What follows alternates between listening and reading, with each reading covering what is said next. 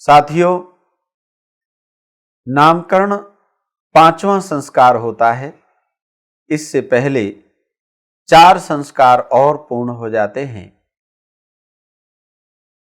पर आजकल अधिकांश लोग ये समझते हैं कि नामकरण पहला संस्कार है। ये सत्य नहीं है,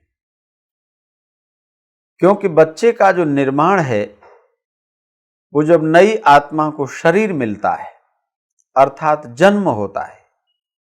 जन्म की परिभाषा ही ये है कि जब आत्मा को शरीर मिलता है तो उसको जन्म कहते हैं। बच्चे का निर्माण वहीं से शुरू हो गया और आत्मा को शरीर कहाँ मिलता है? मां की कोख में। अब तो बच्चे का जन्म हो चुका है। जन्म के बाद के जितने जगत के व्यवहार हैं, ध्यान रखना, वे बिना नाम के सिद्ध नहीं हो सकते। नामकरण संस्कार इतना महत्वपूर्ण और अनिवार्य है कि इसके बिना दुनिया का काम चल ही नहीं सकता। शायद यही कारण है कि लोगों ने पहले 4 संस्कार तो कम कर दिए अथवा हटा दिए अपने घर परिवार में से, लेकिन नामकरण को वो न कम कर पाए, न नामकरण के महत्व को अपने जीवन से हटा पाए। क्योंकि सबसे पहला जब परिचय होता है तो यही पूछा जाता है, आपका शुभ नाम क्या है, कहाँ रहते हो, क्या करते हो, कितना माल पानी आपके पास है। ये सब बाद की चर्चाएं हैं। सबसे पहले पूछते हैं आपका शुभ नाम क्या है। तो आज हम इसी नामकरण संस्कार की चर्चा करेंगे कि नामकरण कैसे होना चाहिए, क्यों होना चाहिए और नाम हमको कैसे रखने चाहिए।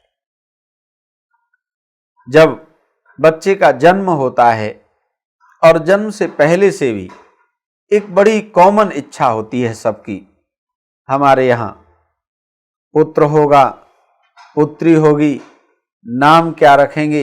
ये बहुत सारे प्रश्न जो हैं मन में इच्छा के रूप में बने रहते हैं। लेकिन अब संतान का जन्म हो चुका है, क्योंकि संतान के जन्म में 2 ही अवसर हैं, पुत्र होगा अथवा पुत्री होगी।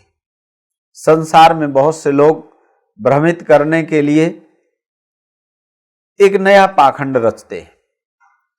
कोई पूछने गया कि आपके यहां पुत्र होगा या पुत्री होगी, तो उन्होंने एक पर्ची लिख करके दे दी और ये कहा कि पर्ची तभी खोलना जब बच्चे का जन्म हो जाए घर में। और पर्ची पर लिख दिया पुत्रो न पुत्री। अब अगर लड़का हुआ तो वो कहेंगे हमने तो लिखा ही था पुत्रो न पुत्री, पुत्र ही होगा। और लड़की हुई तो वो कहेंगे हमने तो पहले ही लिखा था, आप पर्ची में देखो पुत्रो न पुत्री अर्थात पुत्री होगी।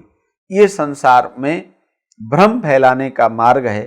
वास्तव में कोई पहले से बता नहीं सकता है कि पुत्र होगा अथवा पुत्री होगी। लेकिन मानव समाज के लिए दोनों ही बहुत आवश्यक हैं, अनिवार्य हैं। बिना पुत्र के, बिना पुत्री के काम नहीं चल सकता है। इसलिए वेदों में दोनों के लिए समान अवसर की चर्चा है। कहीं पर भी चारों वेदों में ऐसा नहीं लिखा कि पुत्र कम होगा या पुत्री कम मूल्यवान होगी, ऐसा नहीं है। इसलिए नामकरण भी दोनों का ही किया जाता है, चाहे पुत्र हो या पुत्री हो।